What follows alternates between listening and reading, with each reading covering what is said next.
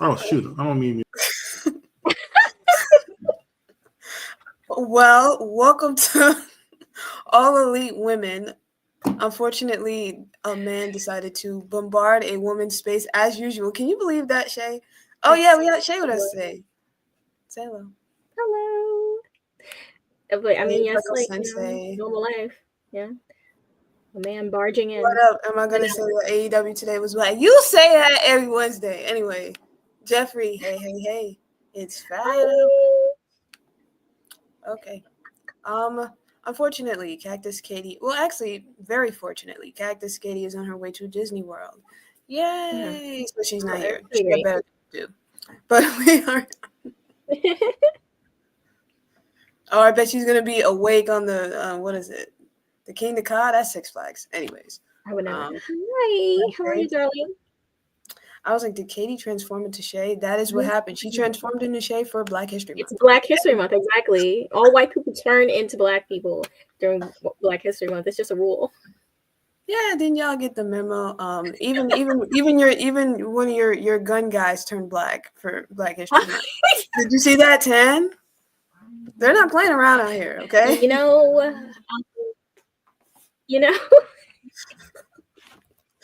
Okay, I guess on that note, we can get into Dynamite. So they opened the show with some like sports style like arena entries, something that I think WWE has adopted as well.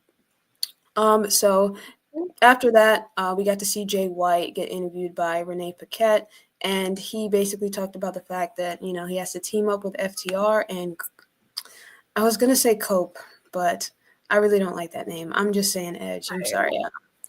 He's going to team up with Edge and FTR because, the Death Riders, they just have numbers on their side. Speaking of the Death Riders, they just showed up randomly during the interview, and they're like, okay, I guess we're fighting now.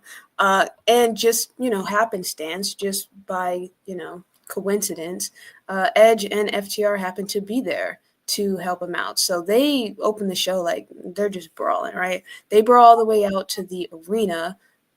Pac actually, I think it was Cash Wheeler. He's the one with hair in FDR. Yeah. He slams Pac's head into the entrance tunnel and it chips. Talk about being hard headed. He chipped it, and I was like, geez. So they fight. Eventually, it ends with Edge giving a spear to Claudio. He saved Moxley from that spear. And then, Edge, he challenges Moxley for the AEW title. He's like, I want to have a match at Revolution. Moxley's like, no, I'm not doing that. And then Jay White grabs the mic, and he's like, okay, so how about we have a Brisbane Brawl tag team match where he'll team up with Edge, to face Moxley and one of his cronies. And they kind of leave that up in the air, but it seems like that's what we're going to get. Not for Revolution. That's going to be at Grand Slam. So yeah. Any words on the opening segment, Shay? I liked it. Obviously, they started off correct. This is the best way you could possibly have started the show. Honestly. I kind of laughed at Marina grabbing Renee and just kind of randomly running off of the screen. I'm sorry, that just made me laugh a little bit. I had to bring it up. I'm tired. After Grand Slam, I really, really want this to be over with. The constant brawling every episode. She just called them the Brawlers. Why do they call them Death Riders? Call them the Brawl Riders or something, because that's all they ever do. And why was John Moxley biting Jay White's face? That's literally a suspension. Be honest, you would bite Jay White's face. Be honest. Not in that manner. That was so painful. Why would you be doing that? And also Cope, Adam, whatever. Why are you trying to slide in? Jay White getting the title. I don't know what's all this stuff. I would love to see Jay White beat Moxley for the title. I would love to see that. I would love to see Cope versus Moxley, but I don't want Cope to win that. Absolutely not. Death Riders, they're riding this storyline to death. Hopefully we get a good payoff. I did think that they were preparing Darby to be the one to take the title off of him, but Darby is on his way up. Not to the upper room, guys. Don't worry. He's going up Mount Everest. I forgot about that part. She made Renee say, yeah, Marina Shafir, she was doing the Lord's work. That's so cute. That. That is what she was doing. She was taking Renee Paquette to watch one of her matches. Okay, relax. Right. Right. No, no one knows what his name. Listen, I felt so bad for Jay White because I feel like he kept going between calling him Cope and Adam Copeland like 5 different times throughout the entire segment. He was fighting for his life. Like I can't cope with these name changes. Anyways, can we cope with or can Will Ospreay cope with the fact that so his friend Mark Davis is now apparently part of the Don Callis family. They used to be a tag team together. I think called the Aussie Open. Yeah. Is Aussie the place that they're from? But regardless, so this was a mystery match. He was supposed to wrestle a mystery member of the Don Callis family, which we know includes Takeshita, Fletcher, but they were already in a tag team match. So who's gonna face him? It was Mark Davis. So they revealed that. He's also now called the Ospreay Killer. He didn't kill Ospreay though. I mean, he won. For most of the match, he was kind of beating him down. He got in a lot of offense, but Ospreay did eventually win. And after the fact, Kenny Omega came out, and he kind of, I guess, he wagged his finger at Mark Davis for siding with Don Callis. Yeah. I'm trying to see what emoji is that. Oh, it's like this. Mark who? Don't do that to listen. That's my namesake brethren, all right? Don't do our Davises like that. That's not how we're doing. What say you, Shay, on Mr. Kenny?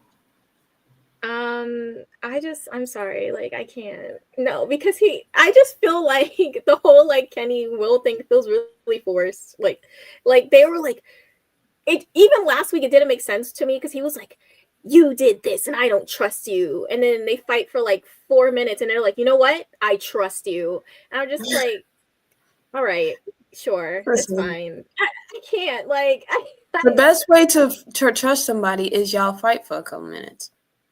You gotta get it out your system. Like, let me just curb stomp you real quick, and now you basically friends. I'm gonna try it out and see if it works. So you only. I honestly felt like Mark was gonna turn no matter what, just because how he was acting. No, I've seen him multiple times throughout this storyline because I watched the show. But with that being said, we got a little Ricochet and Swerve promo. They actually showed footage from CZW in the promo because Ricochet and Swerve, they kind of go back to their days on the independent scene, and they make it clear that their fight will be a fight. It won't really be wrestling. So it's giving me that it's going to be like a Swerve versus Hangman-esque type of match. Which we did see them in the main event, which we'll get to later on. But after that promo, the Hurt Syndicate came out to speak to the crowd. Shelton Benjamin, Bobby Lashley, they are the new AEW Tag Team Champions. They defeated Private Party, and they are heels, but they were very much over with the crowd. The crowd was chanting, "We hurt people," because of course we do. And then AEW knew that Shay was watching, so they threw her a bone, and they had Austin and Colton Gunn come out. The Gun Club, they have returned after quite a long time, and they're going to challenge for the titles. And in celebration of Black History Month, we got some black tans on our ass boys. So that's going to be at the next Dynamite. What say you, Shay? Like, I have been waiting for the Guns to return for a while, and then for them to come back just to be beaten up. It's just not sitting well with my spirit, but you know what? I'm just going to be happy that they're back and see where that goes. I'm not Listen, Rosa Parks didn't die for the Gun Club to defeat the Hurt Syndicate for the tag team titles. That just wasn't in her plans when she said, "I ain't getting up." That wasn't in her plans, okay? Next month is their year. 2025 starts for them next month. Okay. Oh yeah. So it's gonna be for March. Yeah, it starts in March for them. We'll see. We got Harley Cameron and Mercedes Moné, but like in marionette form. She's a puppet. So Harley Cameron decided to imitate Mercedes Moné and say, you know what, as a CEO, I will face Harley Cameron because Harley, she's politicking to get that match against Mercedes at Grand Slam. Mercedes like, my sister in Christ, you've never won a match. How am I going to be facing you? And then she's like, oh, okay. So then she got her first win on Collision, and so she's like, huh? So now what it is, Mercedes comes out because they're doing this right in front of her locker room. She was not happy. She saw the little Muppet. She saw her. She was like, Harley, are you stupid or are you dumb? Like, chow, what is this? And so she was not. And so she's like, just because you got your little win, like, absolutely not. So she's still adamant that she's not going to face Harley Cameron. I actually think that this storyline is very funny. I think Harley Cameron's very funny, very talented. And she has a lot of potential as a babyface because she is doing all of this just to get the match. She ain't winning even if she does, but she's making me want to root for her, even though I know it's not going to happen. What say you, Shay? I kind of feel the same way. Like, I don't know. It's like, it's sad because I would love for her to win because I just find her to be so funny. She just entertains me every time she's on the screen. But again, also, it would make zero sense and it would be insane for her to beat Mercedes, like with the record she's had so far in terms of the, win-loss. Like, but stranger things have happened. I don't know, Stranger things just have do it. happened. Yeah. And they are in need of strong female baby faces. We not there yet, but you can't tell me that Toni Storm ain't the best in the world right now. But that's for another segment. I love her. So we got Hangman Page speaking with the remarkable Renee Paquette. I'm so sorry, Renee. I haven't been calling you remarkable. I'm supposed to be saying that.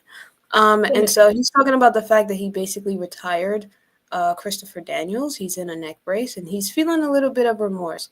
Our Hangman has a heart. He's a heart man. Max Caster is sitting there waiting, I guess, for his turn to get interviewed. And, he kind of interrupts the interview, and he's like, Hangman, you retired Daniels. Well, why don't you retire Anthony Bowens? Why don't you put Billy Gunn in the hospital? Like, I've got a job for you. Hangman's like, well, I don't see Billy Gunn here. I don't see Anthony Bowens here. I do see you here, and I do want to fight someone, so why don't I just fight you? Why don't I just put you in the hospital? Why don't I just retire you? That's not really what Max Caster had in mind, so he gets the fuck out of Dodge. But Hangman, he is in hot pursuit. He's chasing him. We'll see them again a little bit later on. Shay, what say you about Crazy Boots? Crazy Boots, I don't know. He's trying to turn over a new leaf. You see the video? I don't know if I'm accepting it right now. We'll see. But Max, I'll take him over Max Caster any day. Like, I feel like this whole thing with him, like, it's not making me want to boo him. It's not making me want to cheer him. I'm just like indifferent. I'm just like, okay, this guy's on the screen, and I'm just waiting for him to be off the screen. Like, it's not moving me one way or the other. It's giving go away heat. Very much that. Very much. Or go away like no heat. Just go away lukewarm. Like. Yeah, no, I have no patience for Max after that joke he made about Jay White's beard. Okay. He's on probation. Unforgivable. How could you? Oh, he acceptable. Listen, man. Max asking for a death wish. Yeah. I do actually want to see that match, low key. It'll be over in a couple minutes. So after that, we did get Brody King and Buddy Matthews versus Fletcher and Takeshita representing the Don Callis family. During the match, Okada's music hit, and Okada's the Kano champion, but he hit it to distract Buddy Murphy specifically, and yeah, I mean, it didn't really. It was weird because I was like, is Okada actually coming out? They played the music for a long time, and like Murphy was like on the ropes and he was just looking, and so I'm like, is he coming out? Is he not? And then it just kind of distracted them.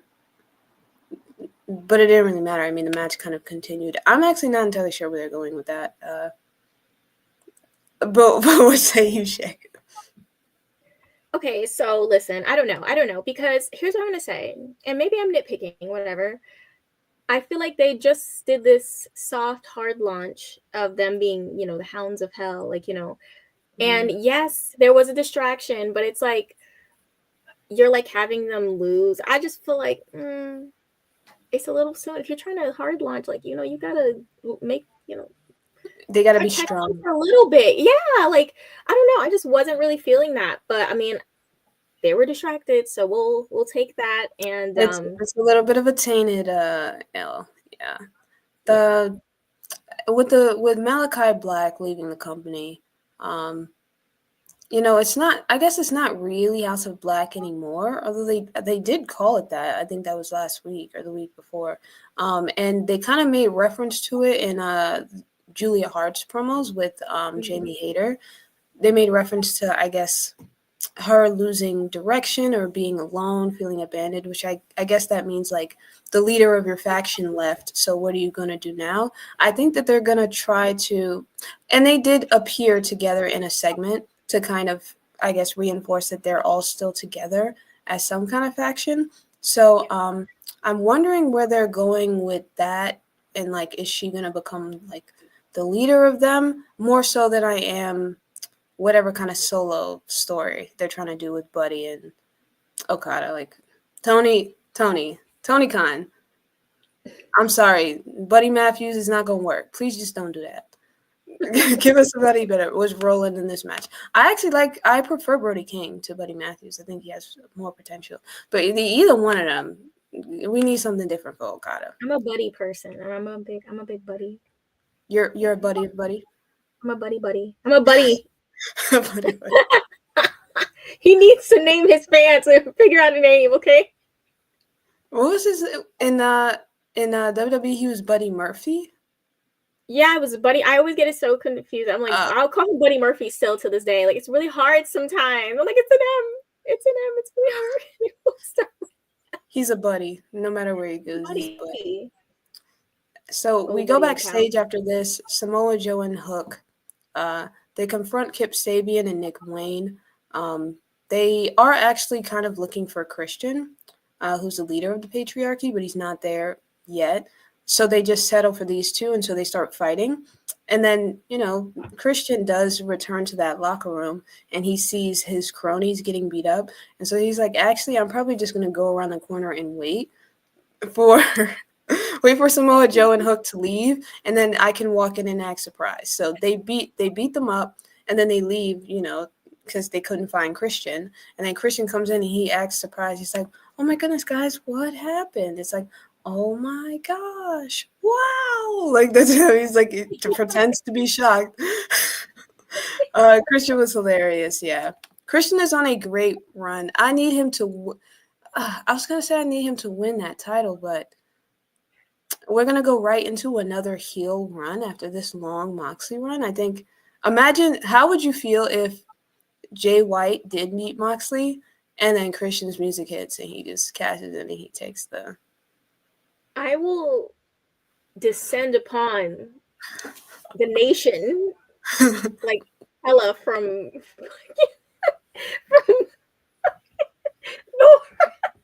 Oh my goodness.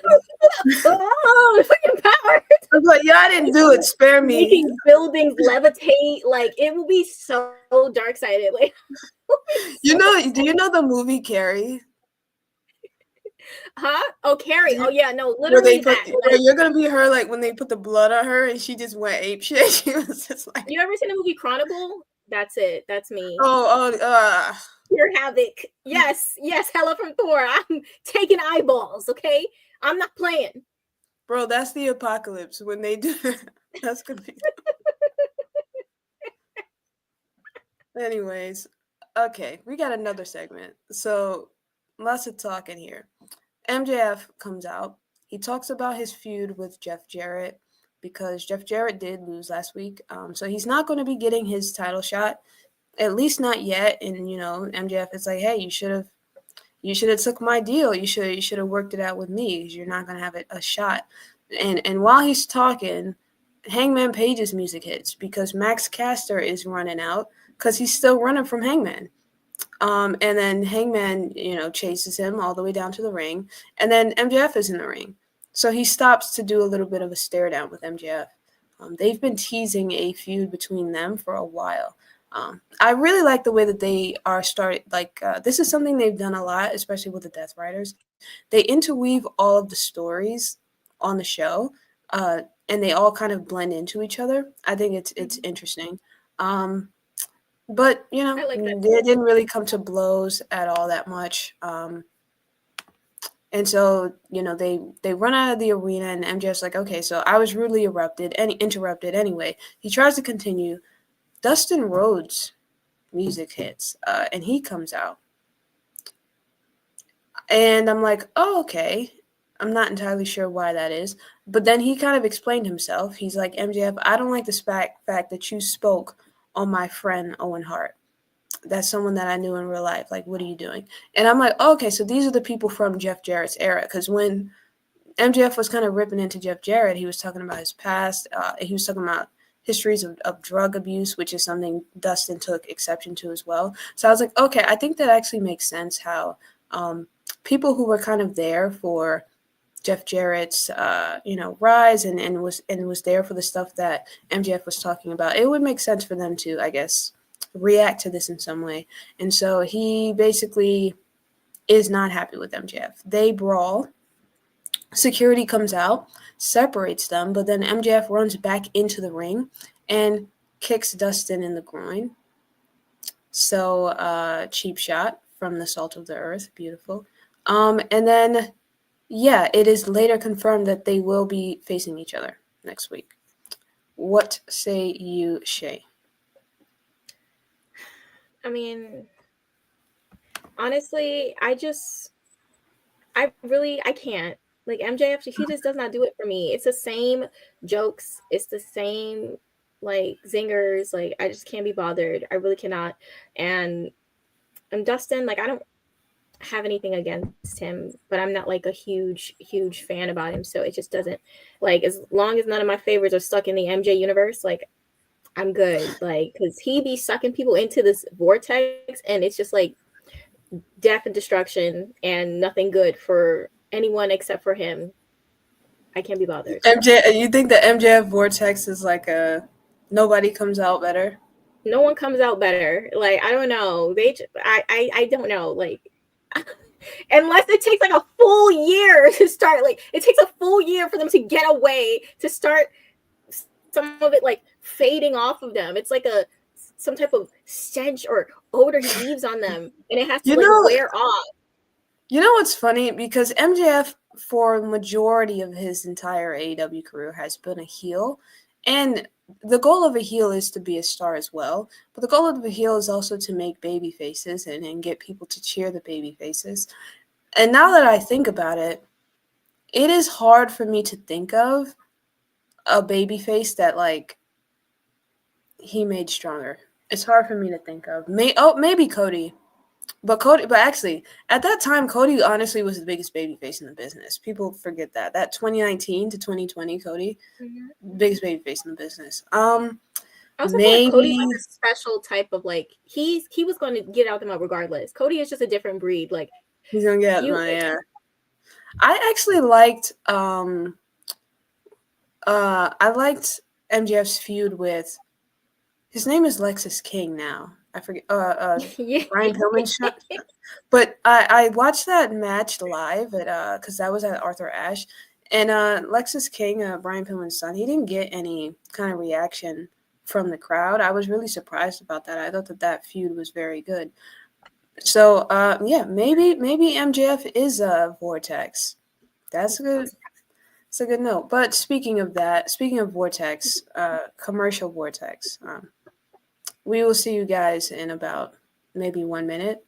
Whatever I guess commercial the exec wants to play. If he's nice, it'll be 1 minute. If he's feeling funky, it might be a 5-minute commercial. Who knows? Jeffrey, because he says Corvo. I didn't know who any of those people. I didn't know who 3 Chainz was. I don't know who's Killer Mike. Who's Killer Mike? How you don't know Killer Mike? I don't know these people. Anything after 2006, I don't know. I just learned who Dojo the Cat is. Good. Jakara has improved a lot since her start in wrestling in NXT. Same with Lash Legend. They look like a formidable team, I will say that. They held their own against the tag team champions. And again, if they're going to wind up making more teams down in NXT, why did they bring the belts up in the first damn place? I will never, ever be okay with that. And I will never stop bringing it up because it was the stupidest thing they had done to the women in a long time. And now they only have 2 titles again to fight for down there. But yeah, they made it. They and Jack will love this. They Captain Planet it. It was just basically. No, I hate that though. He walks around in a thong and sits there and talks about saving the planet. He's a theme song. He hasn't done anything. If you throw just a slice bit of dirt, he was in a thong and we was okay with it. Cisco made a song called thongs. I wasn't okay with that. I wasn't okay with that. I mean, I looked. I said that don't look good. I was 5, and I said, oh. No, that's terrible. And then he flies, and then there's like glitter come out his butt. Yep. First of all, Killer Mike, he won the Grammy for Best Rap Album 2024. He's a great artist. First and second of all, Dojo the cat, Dojo, like a Ron. How could you? He knows who Dojo is. He just likes to play these games. Don't play with me. Don't play games with me. Rest in peace to Irv Gotti too. Damn. Anyways, next up we actually have a match. Yes. We have Queen Aminata versus Toni Storm. Well, we have Queen Aminata versus Mariah May. But it's Toni Storm playing the role of Mariah May. Mariah May, and I mean the real Mariah, or I guess I should say the cis Mariah May, did not like the trans Mariah May and Toni Storm. So she was on commentary and she looked very offended. And she's like, how are you cosplaying me? It was giving very much like Trish and Mickie James. It was interesting. And so Toni Storm did win this match, but this was a fun match. I like Queen Aminata. My queen deserved better on Black History Month, but it is what it is. Mariah May is very pissed, and she comes in and she's like looking at Toni Storm, and she's like, what are you doing? She's getting into Mariah May's head because Mariah May spent the better part of their feud getting into Toni Storm's head and like kind of playing games with her, and that's how she was able to win the title from Toni. She defeated her not only physically but mentally. So I guess Toni Storm is kind of taking a roll out of that book. She's like, if you can do it, I'm going to do it back too. They also showed Serena Deeb watching this match. So she's going to play into this feud as well because, she wants the title as well. And she's got to go through Toni to get it because Toni wants the title. She's got to go through Mariah to get it. And Mariah wants the title. So, or has the title, I should say. But what say you say? Toni. I love both of these women. Toni, I love Toni so bad. Like when she came out, like and she was so in character, like she's just so great. Like it was just so good. It was so good. I think Mariah was great on commentary, like with her reaction, like to it. Toni, her and then obviously I enjoyed the match as well. Yeah, the match as well. Like Queen Aminata, I've been a fan of her since I saw her on Women's Wrestling Army. Like she's a beast for real. And once they really give her that chance to like fully, I know she's gonna kill it. She's a star. She's fantastic, literally. And push Toni, her girl. Yes, expeditiously. Not Toni Storm. Take time. Push her girl. He's already pushing her. I don't know how much further he can push her. But yeah, no, great stuff. This is like my favorite like match of the night, my favorite moment of the night because Toni just killed it. Like she from afar, I was like, Mariah, seriously, like she ate that up. Now, okay, the weave was not blending, and that's all right because I know you probably got on the fly, and that's okay. Like it's okay. What was blending more, that weave or the Gun Boys tan? What was blending more? I'm gonna have to say the Gun Boys tan. dang, Toni, step it up. I find myself the thing about Toni just being the best part or your favorite part of the show. I find myself thinking that a lot every week when I watch AEW. This Mariah May and Toni Storm storyline is one of the best they've ever put on in AEW, period. I know it's only been 6 years. But in that time, this is one of the best storylines ever. And also, I would say that this is the best women's wrestling storyline they've ever made. Britt Baker and Thunder Rosa is up there. I think people don't give them their flowers enough. That actually, I think, put the AEW Women's Division on the map, that feud. But regardless, this is actually, you can't tell me that Toni Storm is not the best in the business. She's not even the champion. You got Mercedes Moné holding 50-11 belts. And Mariah May, I'm going to give her flowers because she's a part of why this storyline works as well. And I think she's been a really big success story for AEW because I think Mariah May is a star. And I think she's very good at what she does. But I'm sorry, Mariah. I gotta go with Miss Toni. And she's the babyface. So it's supposed to be that way anyways. We got to see Dustin Rhodes again, and he challenges MJF to a match. So that was just them basically confirming the match next week in Texas, which is Dustin Rhodes' backyard. So that'll be a cool moment for him. Then we got to see Big Bill. They did a flashback to their match that they had on Collision. Bandito actually returned during that match, and he attacked Big Bill because, well, just to be clear, Big Bill was facing Will Hobbs, and they brawled in the parking lot, which they hinted at. So they did have the parking lot brawl. They did eventually make it to the actual ring, though, and have a real match. Bandito returned. He interfered in the match. And so we got some words from Chris Jericho in the New York Minute. He says Brian Keith will face Bandito on Collision because Bandito interfered with the Jericho Appreciation Society. That's not the name anymore, but he basically interfered in Jericho's business, so he wants his cronies to attack them. Hopefully Brian Keith, he says, can beat Bandito. And then Will Hobbs comes out because he's got unfinished business with Jericho and his cronies, and then they jump him 3-on-1 because, you know, Will Hobbs, as big as you are, the numbers game. The Outrunners actually come out and help Hobbs, so this is setting up a potential 3-on-3 match, the Outrunners and Hobbs versus Jericho, Brian Keith, and Big Bill. CEO.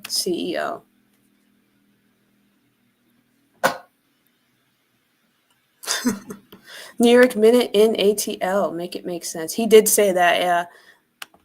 Anyways, what says use shays? Say that 6 times. Jeez. I reject. It was funny. I find these segments to be hilarious. Like, it's just, they're like doing this whole like being super over the top corny, but it just makes me laugh. Like, I don't know, like they bring a special brand of chaos to the show. I know everyone was like, get Jericho off the screen, I can't take it. I'm glad you agree. It's kind of growing on me too. Yes, I don't know. I'm having like, this has been going on for years. I've been having a love-hate with Chris Jericho. Like, I want to love him so bad, but he be doing something to get me so mad. But right now, me and him, we're cool. Like, we are. Yeah, it's a complicated relationship. We in therapy, me and Jericho. We working on what I was trying to do with my fingers. Like, I was trying to scissor. Like, what was going on? You done a gang sign? What's I was throwing up sets and stuff. I never, the kids in school who could do the blood thing. I'm like, how are you? Where you only have 10 fingers? Where are the other 6 coming from? Like, how did you do this?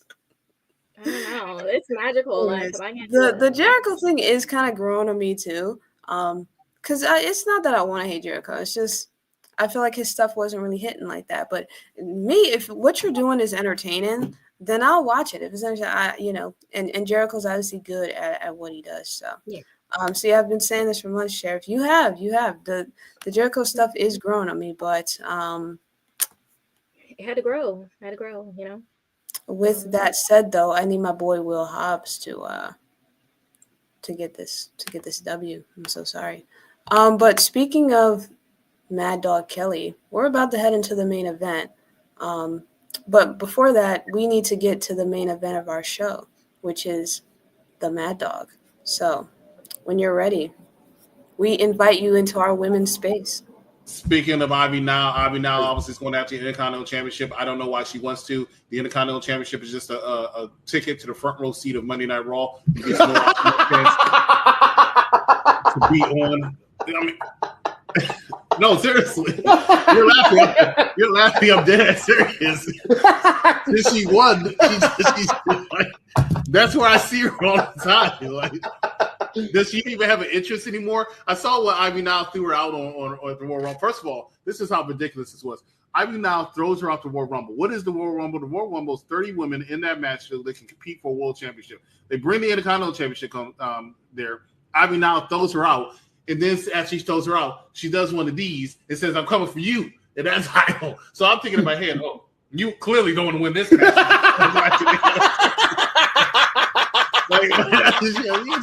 She said it like 2 times. I'm coming for you. Yeah, that's right, for you. What's the point of you being in this match? But Lyra Valkyria, shout out to her. She was in the front row again. Right, she has a special seat with her name on it every single week, and I don't know what her interest was. I think one of our clips that we did, I'm doing this and I'm doing that, but now she's changed it. In case you didn't know, instead of this, she does this because that's all she can do when she's sitting there in the front row of Monday Night Raw.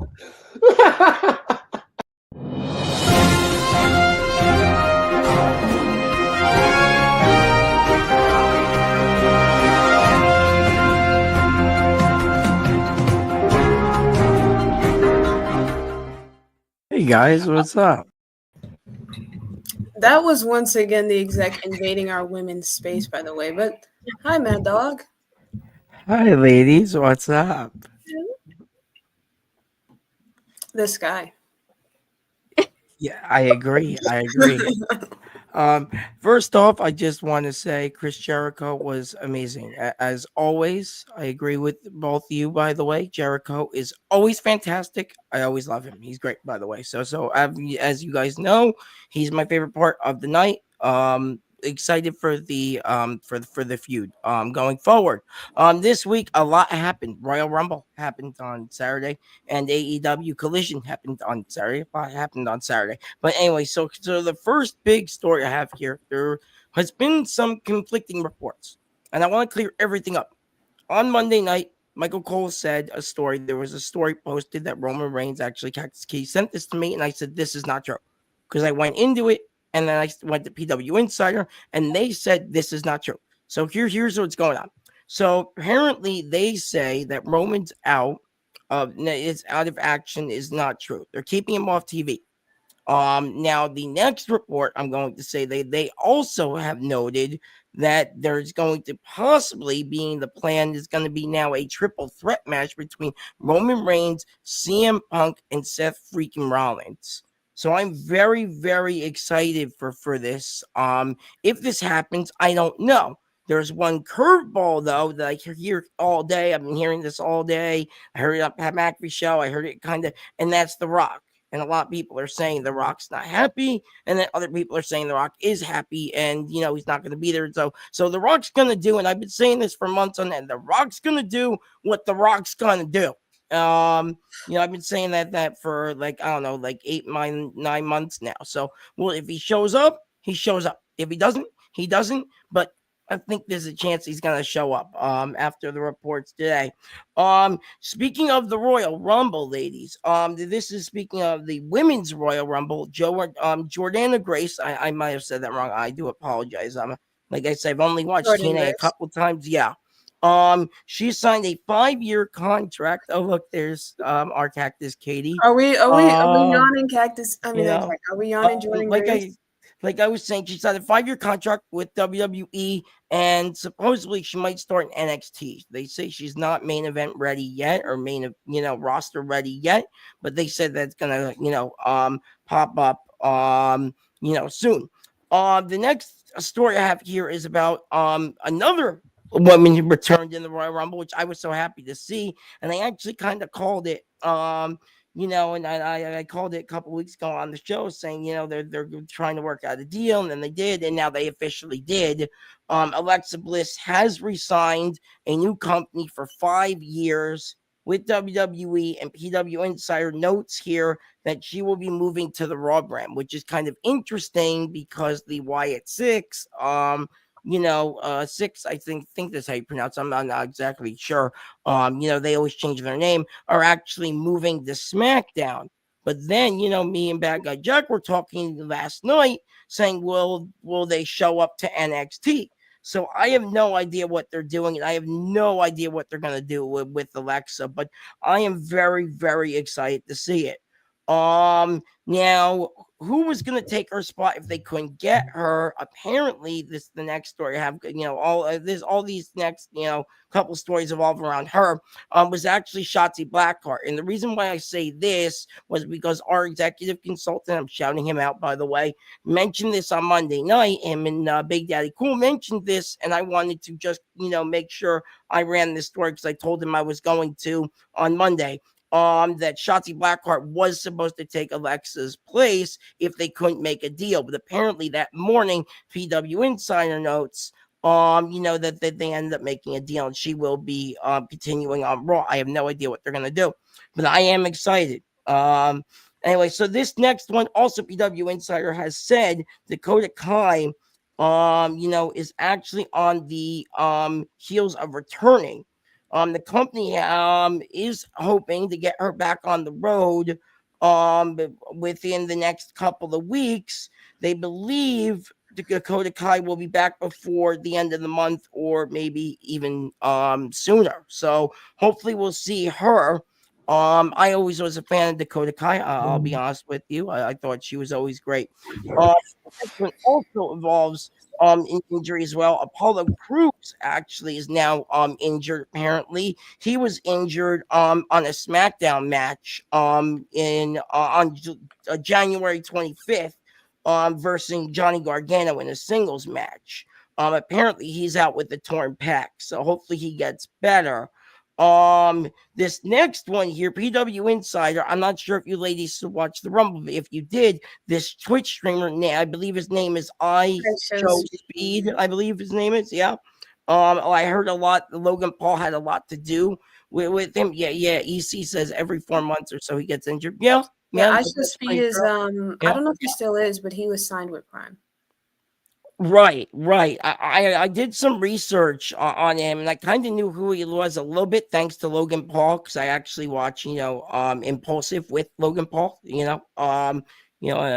so I'm actually one of the few people I think here that I like Logan Paul. I'm not gonna lie. And excited for the reality show on Max later this March. I did like Impulsive. So I'll say that he has a good podcast, but I wouldn't. He does. But and can't wait to see what he does for WrestleMania. Anyway, so Speed showed up, and WWE wants to work with him again, hopefully at WrestleMania. So I hope to see more of him. I really do. Speed is great, yeah. So, I like him a lot. That's the thing. Ron showed me the more speed. Right. So this next one actually was a commercial during the Rumble, and then WWE actually announced this, I think, either Monday or Tuesday. I'm kind of surprised they came out with the press release a couple days later. They usually don't do this. WWE and Tubi announced the launch of WWE Evolve. Now, WWE has had the rights to Evolve, I think, a couple of years ago. I think it was like 4 or 5 years ago they had the rights.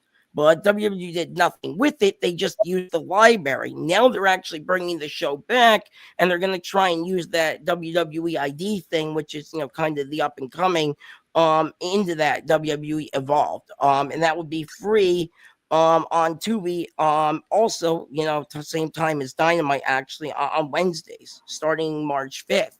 So that's going to be really interesting to see how that works out against the Dynamite, which is cable and Max, streaming. And the last thing I have here, reports here is PW Insider reported that Josh Alexander will become a free agent. If this is true, Josh Alexander, I believe he either is or was, I think he was the TNA champion.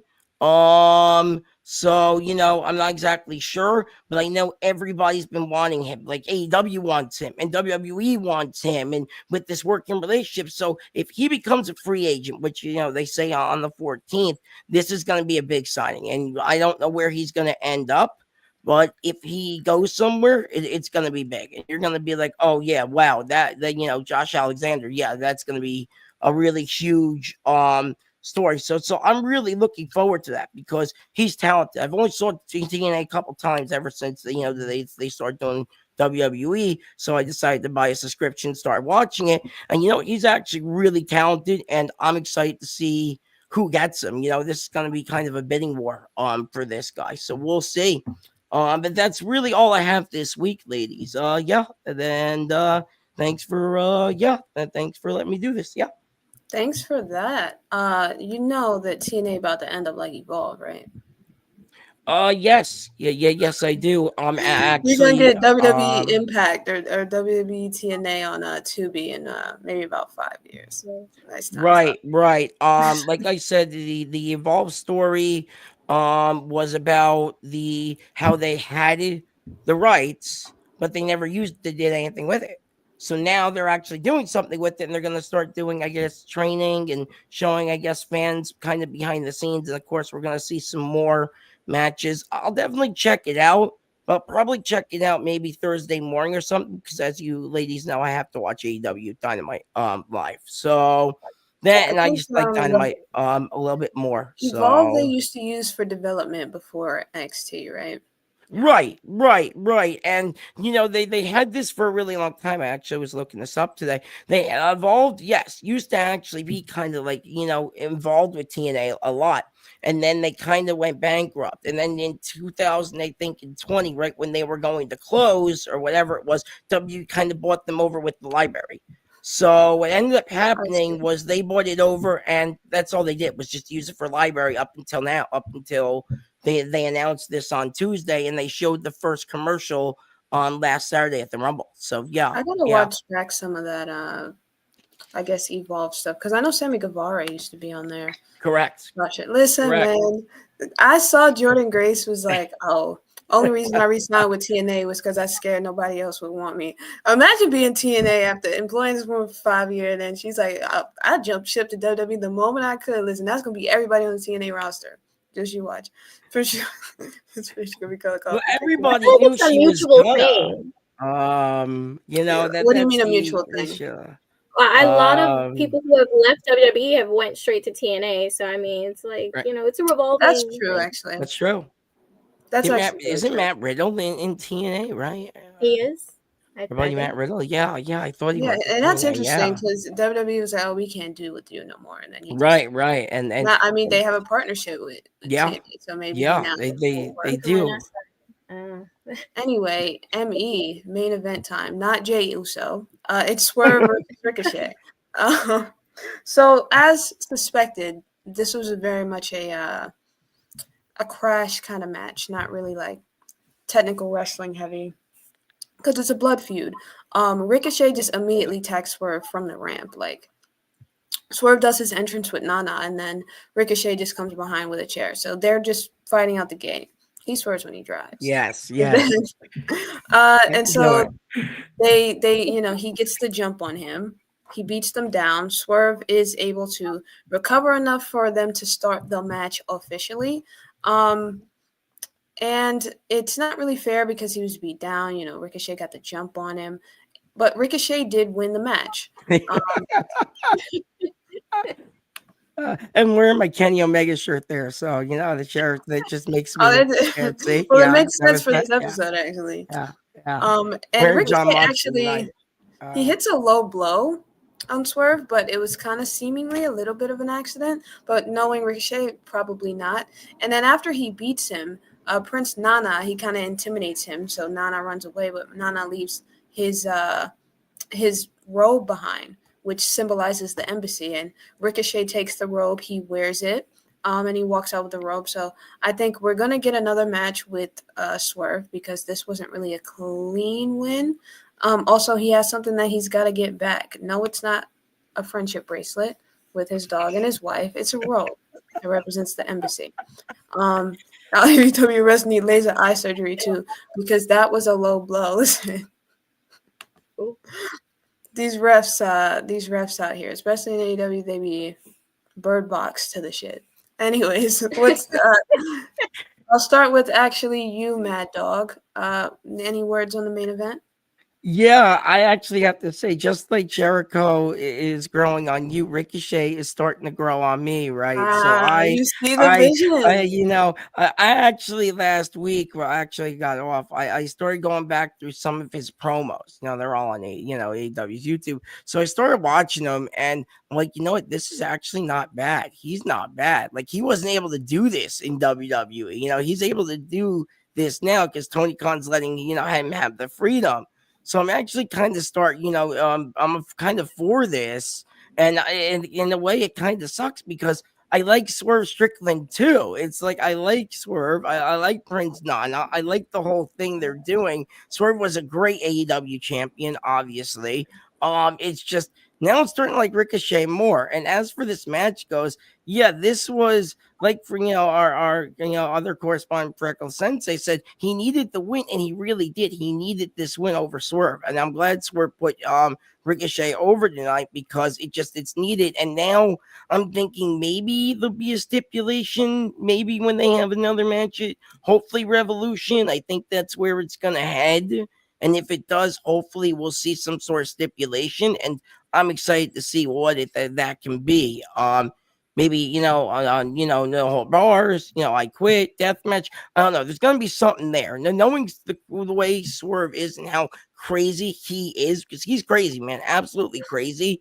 He'll do some sort of stipulation, and Ricochet, yeah, he'll probably put his body on the line too. So I want to see more for sure. Absolutely. I want to see more too. I love the way that the character work for Ricochet has grown. He's also one of my favorite, which says a lot because it's Ricochet. We haven't really seen him get to show that character work for a long time in WWE. I think he's become one of my favorite characters in the company, honestly. And I love Swerve too. I thought he was a great champion. I think he should have beat Danielson, but I understand why they wanted to give that moment to Bryan. But yeah, you can't be at the top forever. So you had your title run. Now I guess you gotta put some folks over for a while, and we'll circle back to you. What say you, Shay? Yeah, he's in his putting over bald men era, and that's okay. Honestly, I thought it was a good match. Like again, as you said, it's like a blood feud. Like they're really beefing. Like I don't even know why the beef, like how it started. It still doesn't like. I'm still not getting like. It just feels so trivial. I think because I think they both got invited to be part of the Hurt Syndicate, and they both kind of turned it down. But Ricochet, I think, felt a little emasculated by the fact that they didn't really want him. He tried to be like, no, they like me. They're just giving it. No, bro, little bro, you're little bro. We don't want you, little bro. It is what it is, yeah. And so I guess it came from jealousy with Swerve and everything. So I guess he decided to prove himself against Swerve, which he kind of did. I mean, he got a win. It wasn't super clean, but we'll get another one, another match with them. This was a really good episode. I feel like I would give this actually a I want to say A. Not really plus, just because I actually feel like they didn't have super strong matches on this show. I actually feel the main event was okay. I think it could have been a lot better. The actual match itself.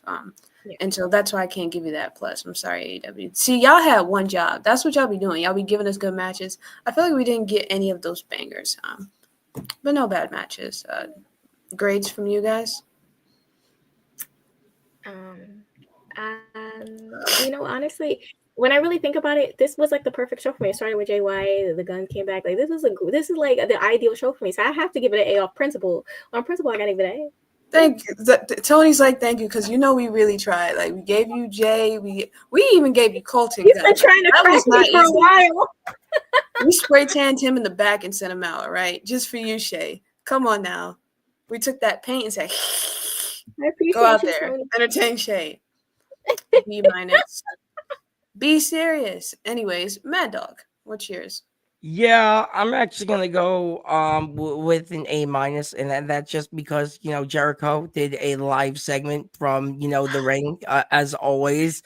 And the other fact that I don't know if you ladies mentioned it was the whole thing with Harley Cameron and the puppet. I thought that was great too. Yeah. So definitely A minus for me. But yeah, the main events, they were really good, and now they're kind of getting dull again. And I'm hoping they're going to pick back up soon, because we're like a week away from one of their big shows, this Grand Slam. They're promoting it like it's a pay-per-view when it's a TV event. So I really believe that, tonight was definitely an A minus for me. But yeah, AEW better step up the main events before Grand Slam. Yeah. Beautiful. I ain't a good man. She doesn't see her boys. That's a fact. Listen, I think I'm like, you know why I'm here. I can like. It was a good show, though. Honestly, I've grown to appreciate AEW a lot. Like, they're I've seen the growth. Can I tell y'all? Because UPR, low key but high key, y'all some AEW haters up in here. Straight up and down, no playing around, no bullshit. it was a fan base that pissed me off. It wasn't. But even I'm the gonna show. tell you, a dark horse. Shay might have been like top. Shay might have been top 8 for a while. And Shay was an AEW anti. Shay actually, she softened her stance on AEW. When I tell you that Steve took that baton and said, "Give me that shit," and he ran with it. Shay said, "Well, damn, I thought I was a hater. What the fuck?" I couldn't catch up. She stopped her. She said, "Listen, Steve got it. I love me some AEW." You know what? This is why I say I thank Jay White, because he literally called my bluff. Like, I said it. I said, you know what? No, I'm not watching AEW because their fan base gets on my nerves. And then I was like, if Jay White goes to AEW, I will watch AEW. That man said, "Cool, I got you." You know, Tony said, "Watch this." He said, okay. And then when Jay wins that title, watch it. It's over. I'd rather have him than Copeland. I said that earlier. It's gonna be that's gonna be all elite women. It's gonna be Cactus Caitie and Shay. When Jay White wins the title, I'm with the hat, I'm with the shirt, I'm with the She's gonna be the one going to Disney World. Jay won the title. We up to Disney World. I'd rather see him than Copeland. I told you that earlier in their group chat. So he used to do that all the time. Oh, he did. He would wait till like 9:30. Oh, here you send him out every time. Because you're gonna keep watching. And what about it? Tony said, "And what?" Don't change the channel. Actually, that was really good. Like, if you change the channel, we spray painting him like Austin. All right. Anyways, happy Black History Month, everybody. I think that's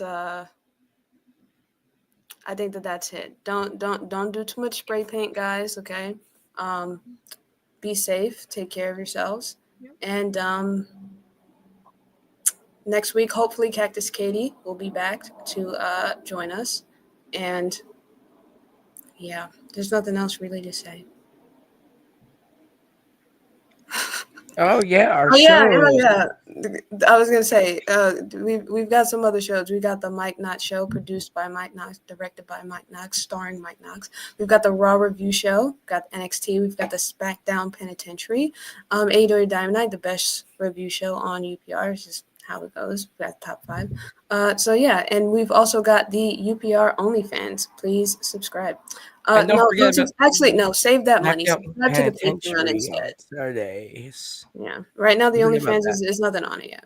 Oh, and our Patreon. We have Patreon too. I'm a subscriber now, so make sure you go check that out as well. Yeah. NXT. I'm feeling the Cactus Caitie now. Time to go to sleep now. Thank you guys for watching. There she is.